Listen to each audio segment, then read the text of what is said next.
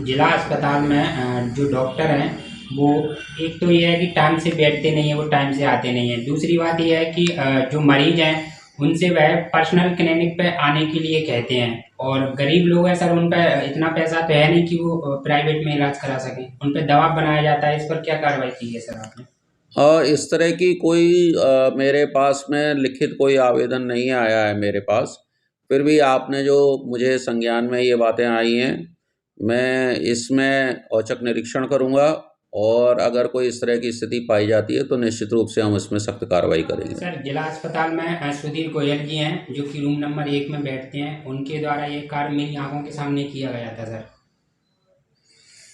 ठीक है, मैं इसमें जांच करवा लेता हूँ और देखते हैं, अगर दोषी हैं तो कार्रवाई के लिए हम वरिष्ठ कार्यालय को एक और प्रस्ताव। सवाल सर, जिला अस्पताल में जो दवाइयाँ वितरण की जाती हैं वहाँ पे सर देखा जाता है कि पूर्ण रूप से दवाई उपलब्ध नहीं होती है, कभी कभी बाहर से लेना पड़ता है मरीजों को। इस संबंध में आप सिविल सर्जन से भी बात कर लें, मैं भी दिखवा लेता हूँ, क्योंकि अब पर्याप्त मात्रा में शासन द्वारा जो है वो ईडीएल की दवाइयाँ उपलब्ध कराने हेतु निर्देश जिले को प्राप्त हुए हैं।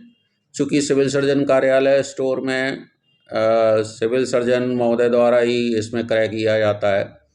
फिर भी मैं अपनी ओर से दिखवा लूँगा, और अगर ऐसी कोई दवाइयों की कमी है तात्कालिक तौर पे हम अपने जो मुख्य चिकित्सा एवं स्वास्थ्य अधिकारी कार्यालय का जो स्टोर है उससे हम उसकी पूर्ति करेंगे। अक्सर जहाँ पर देखा जाता है कि दाग धब्बे और चारों तरफ गंदगी देखने को मिलती है सर। नहीं, नगर पालिका के द्वारा वहाँ पे नहीं की जाती नियमित रूप से। नियमित रूप से जो कर्मचारी वहाँ पे आउटसोर्स के माध्यम से लगाए गए हैं उनके द्वारा सफाई की जाती है। उसमें 2-3 बिंदु हैं।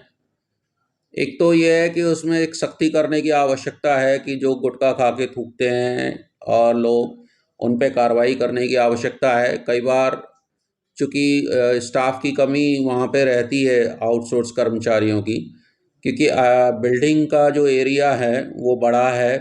तो इस बाबत हमने नगर पालिका से निवेदन किया है कि बाहर की ओर जो हमारा कैंपस है उसकी सफाई अगर उनके माध्यम से हो जाती है तो फिर अंदर का जो हमारा एरिया है बिल्डिंग के अंदर का, वहाँ की सफाई और ज़्यादा।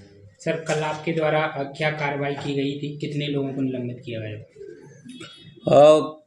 कल चूँकि कलेक्टर कमिश्नर कॉन्फ्रेंस अभी भोपाल में चल रही है, और उसमें जो आंकड़े आए हैं, हालांकि हमें पूर्व से इसकी जानकारी थी कि हमारे जो गर्भवती पंजीयन है अनमोल के अंदर वो अत्यधिक कम है। शिवपुरी जिला इसमें अंतिम स्थान पर है। कुछ उसमें समस्याएं जनसंख्या को लेकर भी है, वो तो हमने राज्य स्तर को भेजी है, लेकिन इसके बावजूद भी कई उपस्वास्थ्य केंद्रों में हमारा काम जो है वो संतोषजनक नहीं था, और उसमें ये महसूस हुआ कि सख्त कार्रवाई करनी चाहिए। इसलिए हमने 4 एएनएम को, जो उनकी अनमोल में एंट्री के आधार पे उनको सस्पेंड किया है, और 2 एएनएम जो कि संविदा की थी चूँकि, तो उनकी 7 दिन की वेतन काटी है। इसी प्रकार वहाँ पदस्थ जो हमारे सामुदायिक स्वास्थ्य अधिकारी हैं उनकी भी वेतन काटी गई है। सर, कौन सी जगह का मामला है सर ये? नहीं, ये तो पूरे हमारे ज़िले की हमने जो उप स्वास्थ्य केंद्रवार समीक्षा की है, और प्रत्येक उप स्वास्थ्य केंद्र में जो कम उपलब्धि वाले हमारे कर्मचारी हैं उनके ऊपर हमारे द्वारा कार्रवाई की जा रही है। गांधी जयंती पर भी कार्यक्रम किया गया था जिला चिकित्सालय में, कुछ रोगियों को बुला करके उनको कार्यक्रम किया गया था।